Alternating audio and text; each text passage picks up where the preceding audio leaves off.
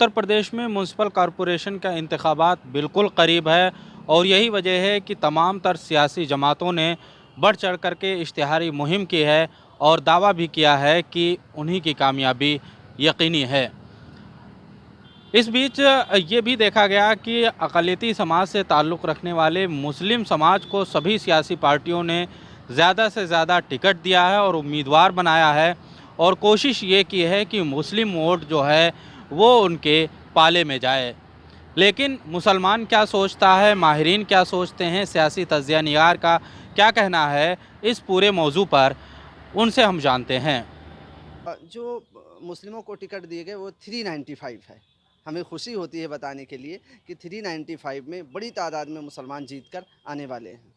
तो इसमें सिर्फ पार्षद का कैंडिडेट है या नगर पालिका, नगर पंचायत और पार्षद, सभासद सारे लोग हैं। सबकी ये वो है, लगभग 10 से ज़ायद जो हैं हमारे वो नगर पालिका अध्यक्ष हैं।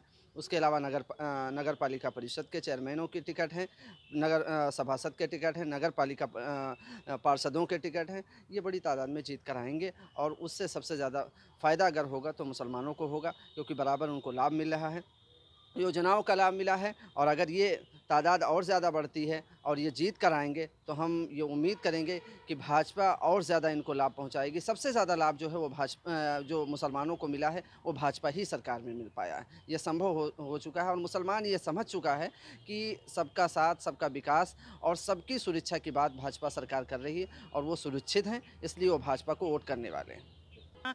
अब की पहली बार किसी सरकार ने मुसलमानों को टिकट दिया है और इंशाल्लाह हम लोग इसके ऊपर दिल लगा के काम कर रहे हैं। हमारे जितने भी भाजपा के कार्यकर्ता हैं, मन लगा के घर घर जाके वोट निकालने का काम कर रहे हैं और इंशाल्लाह ये जीत होगी तो इसके आगे हम लोग का मेयर का भी और एमएलए का भी टिकट हम लोग को मिलेगा। मुस्लिम महिलाओं के जो घर बर्बाद हो रहे थे, जिससे एक ज़िंदगी लेडीज़ की नहीं, औरतों की भी ज़िंदगी के साथ साथ बच्चों की ज़िंदगी बर्बाद हो रही थी, क्योंकि बाप चले जाते थे और बच्चे बेचारे ना पढ़ पाते थे, ना शिक्षा उनको मिल पाती थी। तो इस वजह से चोरी चकारी गलत लाइन में चले जाते थे।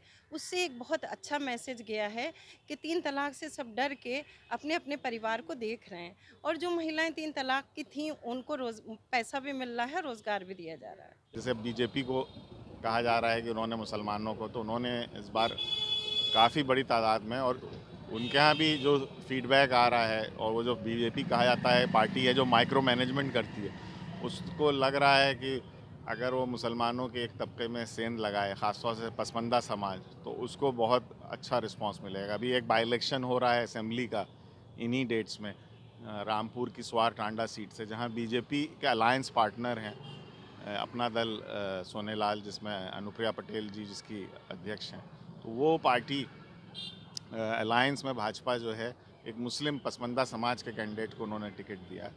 तो ये एक वाइब्रेंट डेमोक्रेसी की अच्छी बात है कि हर तबके को रिप्रेजेंटेशन मिले और वो जीत के आए। रहा सवाल मुस्लिम नुमाइंदगी कैसी रहेगी और वो क्यों मुद्दों पे वोट देगी, देखिए मुसलमानों का आज भी जो सबसे बड़ा मुद्दा है वो वही है जो देश के और समाज का है। वो रोज़ी रोटी है, उनके बच्चों का मुस्तकबिल, जिसमें तालीम, अच्छी सेहत की फैसिलिटीज़, और जो लोकल बॉडीज़ होती हैं तो उसमें जो विकास का मुद्दा होता है, जो उनके इलाके की सड़कें हैं, नालियाँ हैं, वो बेहतर हों, उन्हीं मुद्दों पे वोट देती है। पर एडिशनली एक सेंस ऑफ सिक्योरिटी के लिए भी मुसलमान वोट देता है, जिसके साथ उसको लगे कि हाँ माहौल सही रहेगा, महफूज रहेगा। तो जो भी पार्टी इन वायदों के साथ उनसे वोट मांगेंगी तो उन्हीं पार्टी को वोट मिलेगा। सर एक सवाल। बीएसपी का जो अपना कहा जाए ट्रेडिशनल वोट था, और जो एक बहुत बड़ी पार्टी थी यूपी में, वो वोट उनके साथ देखना गया है कि कई चुनाव में खिसका है। तो उनको अभी भी अपने बेस वोट के ऐड करने के लिए कुछ और सेगमेंट्स का समाज के वोट चाहिए। तो उनको लगता है कि मुसलमान, क्योंकि पूरी तरह से मुतमईन नहीं होगा अभी पॉलिटिकल सिस्टम से, वो उनके साथ जुड़ सकता है। तो इसी तलाश में वो ये टिकट ज़्यादा देते हैं। और जो सेकुलर पार्टीज़ जो कहती हैं कि हम विनेबिलिटी के हिसाब से, जीत के हिसाब से हम टिकट देते हैं, तो उनकी बात भी सही है कि जहाँ पे उनका नुमाइंदा जीत सके, जो उनके पास फीडबैक हो, उस हिसाब से टिकट देती हैं। ये इसकी असल वजह है आने वाला 2024 का लोकसभा चुनाव। अब की बार जो चुनाव हो रहे हैं, क्योंकि कुछ कारणवश ये डिलेड हो गए, तो उस डिले से ये करीब पहुंच गए हैं। तकरीबन 6 महीने बाद लोकसभा चुनाव की भी सरगर्मियां उतनी ही तेज़ हो जाएंगी जैसे आज भी।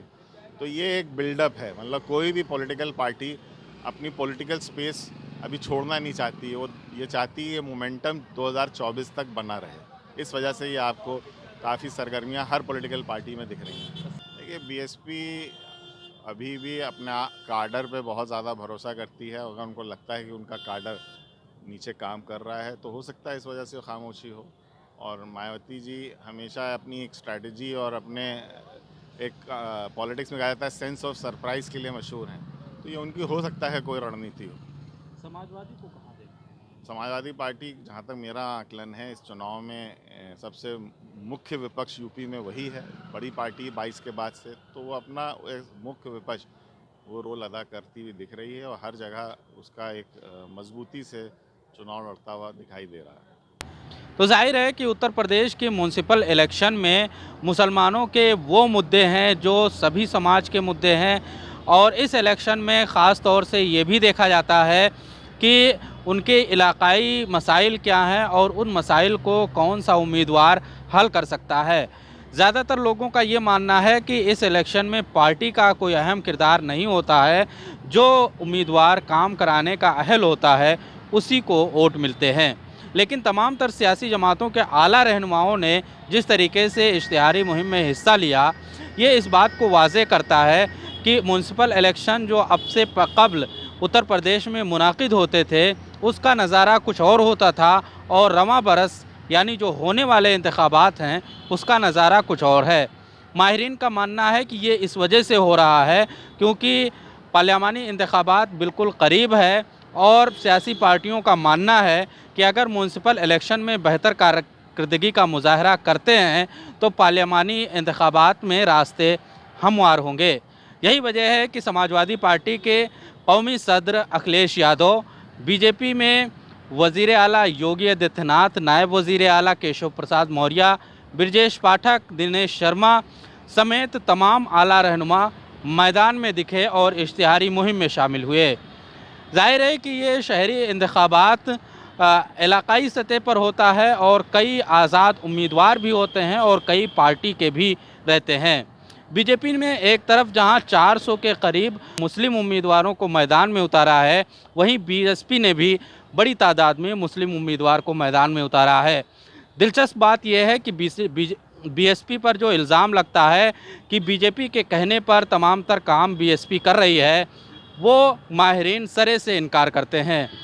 उनका कहना है कि बीएसपी का जो कोर वोट था वो दलित और मुस्लिम था, और वो वोट कहीं ना कहीं गुज़िश्ता इंतखाबात में खिसकने की निशानदही की गई है। यही वजह है कि मायावती ज़्यादातर मुस्लिम उम्मीदवार को मैदान में उतारती हैं ताकि मुस्लिम वोट जो खिसक चुका है वो फिर से वापस आए। दिलचस्प बात ये होगी कि लोग किसको मुंतखब करते हैं, किसको वोटिंग करते हैं, ये आने वाले दिनों में वाज़े हो जाएगा। लेकिन म्यूनसिपल का इंतखाबात जो देखने को मिला और इश्तिहारी मुहिम और उम्मीदवारों के इंतखाबात से लेकर के इश्तिहारी मुहिम, वो निहायत दिलचस्प रहा। ईटीवी भारत के लिए लखनऊ से खुर्शीद अहमद।